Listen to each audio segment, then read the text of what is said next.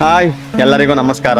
Mister Basava ಹಾಲಿನ ಕಾಳುಮೆಣಸು ಗಿಡನ ನೆಟ್ಟದಾಗ್ಲಿಂದ ತುದಿ ಚೂಟ್ಬೇಕು, ಪಿಂಚಿಂಗ್ ಮಾಡಬೇಕು ಅಂತ ಹೇಳ್ತಿರ್ತಾರೆ.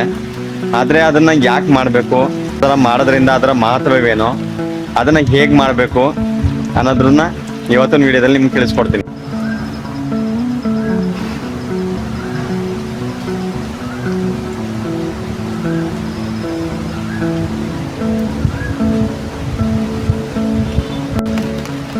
ಇದನ್ನ ತುದಿ ಚಿವುಟ್ಲಿಲ್ಲ ಅಂದರೆ ಏನಾಗ್ಬೋದು?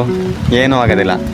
ಕೆಲವೊಂದು ಸಲ ನ್ಯಾಚುರಲ್ ವರ್ಕ್ ಆಗುತ್ತೆ, ಕೆಲವೊಂದು ಸಲ ಫೋರ್ಸ್ಡ್ ವರ್ಕ್ ಮಾಡಬೇಕಾಗುತ್ತೆ. ನಾವು ಇದರ ತುದಿಯನ್ನು ನಾವು ಚಿವುಟ್ಲಿಲ್ಲ ಅಂದರೂ ಅದು ನ್ಯಾಚುರಲ್ ಆಗಿ ಪ್ರೊಸೆಸಿಂಗ್ ಆಗ್ತಾ ಇರ್ತದೆ.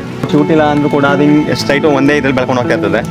ಯಾವಾಗಲಾದ್ರು ಒಂದು ಸಲ ಹುಳ ತಿಂದಾದರೂ ಸರಿ, ಇಲ್ಲ ಯಾವುದೋ ಒಂದು ಕಡ್ಡಿ ಇಲ್ಲ ಅಡಿಕೆದು ಗರಿ ಏನಾದ್ರು ಬಿದ್ದರೂ ಅದು ನ್ಯಾಚುರಲ್ ಆಗಿ ಆಗುತ್ತೆ.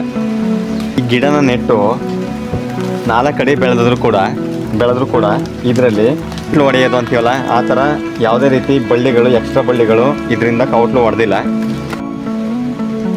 ನೋಡಿ, ಇಲ್ಲಿ ಇದನ್ನು ನೆಟ್ಟು 3ರಿಂದ 4 ಅಡಿ ಬೆಳೆದ್ರು ಕೂಡ ಇದರಲ್ಲಿ ಲ್ಯಾಟರಲ್ ಬ್ರಾಂಚಸ್ಸು ಅಂದರೆ ಕೌಟ್ಲುಗಳು ಹೊರಗಡೆ ಹೊಡೆದಿಲ್ಲ.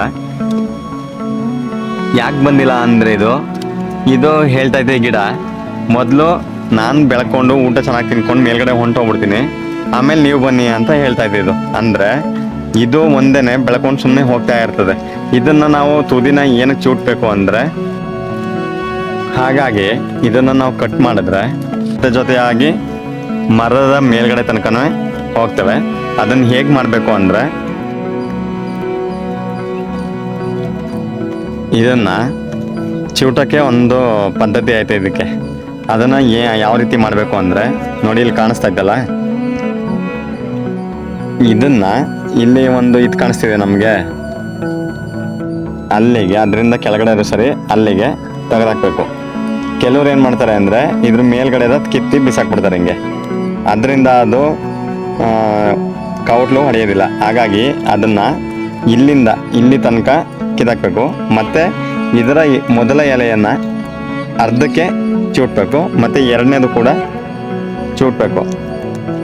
ಇದನ್ನು ಬೊಡ್ಡೆ ಸಮೇತ ಇಲ್ಲಿಗೆ ಕಟ್ ಮಾಡೋ ಆಗಿಲ್ಲ. ಯಾಕೆ ಅಂದರೆ ಇದರ ಕೌಟ್ಲುಗಳು ಇದ್ರ ಒಳಗಡೆಯಿಂದ ಹೊಳೆಯೋದು. ಅಂದರೆ ನೋಡಿ, ಇಲ್ಲಿ ಇದರ ಒಳಗಡೆ ಕಾಣಿಸ್ತಿದೆಯಾ, ಇಲ್ಲಿಂದ ಹೊಡೆದು ಅದು ಬಳ್ಳಿಯಾಗಿ ಹಪ್ಕೊಳ್ಳುತ್ತೆ.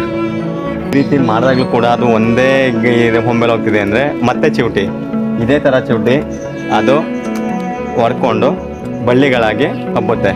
ಈ ರೀತಿ ಮಾಡೋದ್ರಿಂದ ನಮಗೆ ಮೆಣಸು ಒಂದೇ ಇದ್ರಲ್ಲಿ ಹೋಗೋದಿಲ್ಲ, ಮರದ ತುಂಬಿಕೊಳ್ಳುತ್ತೆ.